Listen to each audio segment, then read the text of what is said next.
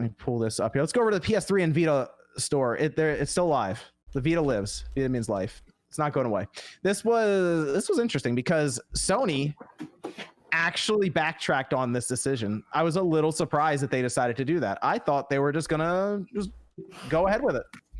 I don't know if it was community like backlash, if developers weren't happy with them about it, because it kind of came out of nowhere for them too. Like people were buying development kits, and then they were told, oh yeah, the store you're going to develop for is shut down. Mm-hmm. it's shutting down this summer, so you got to figure out what you're going to do. I was just surprised that they decided to keep this one up, because how many, I know there's a lot of noise about it, but how many people do you think were really using that PS3 store that much?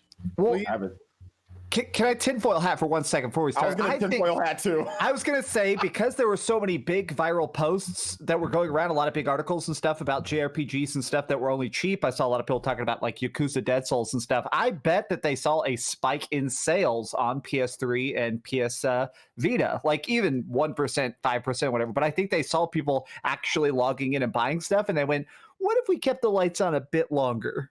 That's what I was thinking. Like, they probably made so much money during that surge, and they're like, oh, well, we can save face here. Yeah. And then, we'll look good. And, we kept these servers afloat for a while. Because do you notice that was the specific term? I did a video reading it, and part of it that was interesting is that they don't talk about leaving the servers on. Their specific words are, we're leaving the stores open and available for purchase. Like, the whole point is they're like, as long as you're buying, this stuff lives. The second you guys stop buying, we're going to still hit that switch. That's what I was thinking. People were like, oh yeah, they listened to us. I'm like, well, they kind of did, because the PSP store is still getting shut down. So why didn't you leave that one open? Oh, nobody's buying anything from that store. Everybody's buying from the PS Vita and the PS3. So those are staying open, and they still shut down the PSP store, even though they could have kept that open too if it was for what everybody was asking for. Mm-hmm. So I think it's because of the money. I mean, like if everybody was just complaining and no money was coming in, it would have just been like, well, you guys can complain all you want to. We're still going to shut this down. But they probably made millions upon millions of dollars with people FOMO buying and panic buying a bunch of stuff. I know tons of people, when I was streaming, talk about they bought this and that, and they bought all this. Tons of people bought the JoJo game that I talked about. Like, so many people just bought stuff. So I think it's because the money was flowing in and they got to save face. Plus, it's like they get all the benefits of doing this. So I think it was the right call. Obviously, it's the right call to do that, and they're making money on it. So there you go. I mean, it's good because there were a lot of PS1 games that were going to be stupidly expensive to get otherwise, like Tron Bond. That collection, that game jumped like $150, as soon as that announcement happened. And now it's kind of leveled off a bit. But it was that, and I guess the PS3 games. PS3 games started to go up in price like crazy there for a minute. Some of the Ratchet and Clank games were like $80. Did you know that 3D Game Heroes is $130? Yep. Like, how did that happen? I bought a lot of those right as PlayStation 4 came out, like 2015. PlayStation 3 games were worthless. You could buy some of them for $2 or $3, and I bought a bunch of them, and a lot of them now are so expensive again because of this kind of stuff. So it's ridiculous. Want to know why that game's so much? Atlas. Why? Oh, the curse of Atlas, and they make like 7 copies of their games. I mean, Shin Megami Tensei 4. And 4 Final on the 3DS are both stupid expensive. Now with 5, everyone's like, oh, I want to play 4 physical. No, you don't.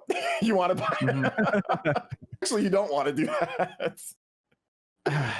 I mean, I'm glad they're keeping it open, but now I'm wondering how much longer they're going to keep it open for, because these stores eventually have to shut down.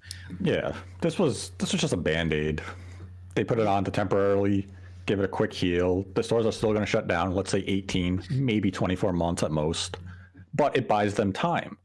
If Sony does decide to do backwards compatibility of PlayStation 1 and PlayStation 2 games on PS5, all of a sudden this shutdown you wouldn't have that big outcry, because you would have had another unit where you could have bought those games on, or just had access to your account's vast library already.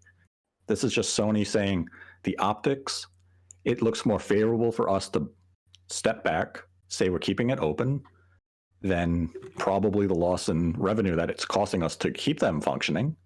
This was very smartly executed in the end, but this was just a temporary, fix. It's going to shut down. We're going to return to this topic in 2022, maybe 2023, and say Sony's shutting down the PS3 store and the PlayStation Vita store. And I mean, it has to happen. PlayStation 3 is what, 15, 16 years old? Yeah. It's just, I mean, it's a matter of time. Yeah, how much longer do you think? You think next year? Like, are we just gonna give it a year and then it's like, all right, these are gone now? I'll give it 2 years. Okay, 2 years. I bet when they shut it off, they're not even going to mention it. I think it literally there's going to be one day where someone tries to log in and it's just not going to be up. They're not even going to. They're just going, all right. Yeah, I'm curious if the devs still are going to feel burned on this for the Vita. Although I know they're smaller games, it's still technically indie people who create indie games that might have been like, Vita, you could keep running a little longer. The problem with the PlayStation Vita's handling this time around is that they gave them no notice. Right. If they told them last summer, we're shutting down the PlayStation Vita store in 18 months, it would have been like, okay, we now have a timetable that we have to work with. You had developers buying dev kits up to mid-March, and all of a sudden they're getting their deliveries, and it's, oh, we're shutting down the store in 6 months. Yeah. Like, why did you sell us a dev kit? Now they could leave the PlayStation Vita storefront running maybe another 3 to 4 years. As long as indie developers continue to want to put games on that platform and Sony is seeing reasonable engagement, they'll let it keep running. PS3 is going to be the first of the two to go. Yes.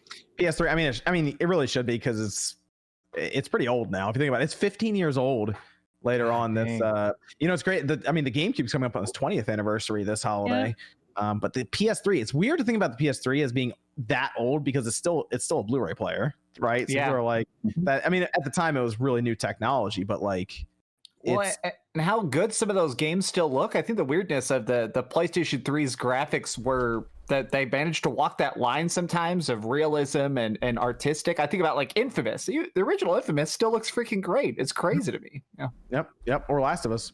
So it's the PS3 is going to be the first to go, Nate. You're right. But the Vita, there's just not going to be that many people even using the Vita like a year from now. I was surprised that many people are still using it now, to be honest.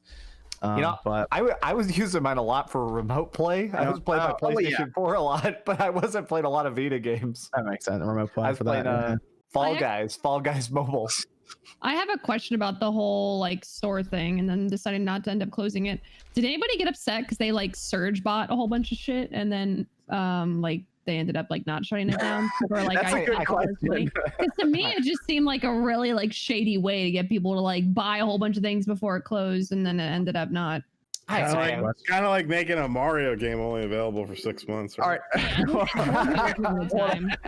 They did tell us way in advance for that one at least, but like this one, you're grasping for straws, Sean. Is he? Isn't it 6 months for him? Isn't it both kind of 6 months? Isn't it 6? The time scale, judges. Let's see. No, but it's weird. I think most people are happy. Honestly, I think the people that were the most upset by this are probably people like me who already had 50 or 100 games bought digitally kind of thing. Yeah. So, I mean, it's like, I bought a couple extra ones here and there, but if you ever need your store to all of a sudden get a bunch of sales, just let them know you're closing it down, apparently. Yeah. Well, it reminded me in a weird way of Toys R Us, where Toys R Us was making absolute garbage money for a long time. They announced that they were going to shut down. They got this giant spike of sales, and then they still shut down. I think this, I remember that when they were doing it. Yeah, because I went there and I was like, all right, I guess I'll visit Toys R Us. We went there together. I know.